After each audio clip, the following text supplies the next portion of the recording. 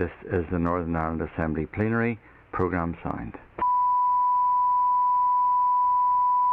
This is the Northern Ireland Assembly Plenary. Programme signed. This is the Northern Ireland Assembly Plenary. Programme signed.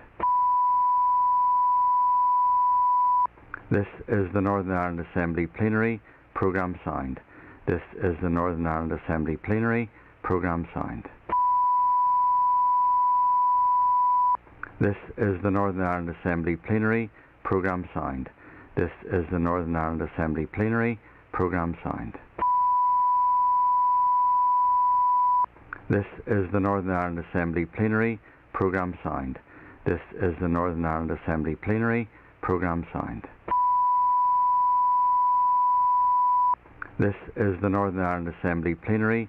Programme signed. This is the Northern Ireland Assembly Plenary. Programme signed. This is the Northern Ireland Assembly Plenary. Programme signed. This is the Northern Ireland Assembly Plenary. Programme signed. This is the Northern Ireland Assembly Plenary. Programme signed. This is the Northern Ireland Assembly Plenary. Programme signed. This is the Northern Ireland Assembly Plenary. Programme signed. This is the Northern Ireland Assembly Plenary. Programme signed. This is the Northern Ireland Assembly Plenary. Programme signed. This is the Northern Ireland Assembly Plenary. Programme signed. This is the Northern Ireland Assembly Plenary. Programme signed. This is the Northern Ireland Assembly Plenary. Programme signed. This is the Northern Ireland Assembly Plenary. Programme signed. This is the Northern Ireland Assembly Plenary. Programme signed. This is the Northern Ireland Assembly Plenary. Programme signed. This is the Northern Ireland Assembly Plenary. Programme signed. This is the Northern Ireland Assembly Plenary. Programme signed. This is the Northern Ireland Assembly Plenary. Programme signed. This is the Northern Ireland Assembly Plenary. Programme signed. This is the Northern Ireland Assembly Plenary. Programme signed. This is the Northern Ireland Assembly Plenary. Programme signed. This is the Northern Ireland Assembly Plenary. Programme signed. This is the Northern Ireland Assembly Plenary. Programme signed. This is the Northern Ireland Assembly Plenary. Programme signed. This is the Northern Ireland Assembly Plenary. Programme signed. This is the Northern Ireland Assembly Plenary. Programme signed. This is the Northern Ireland Assembly Plenary. Programme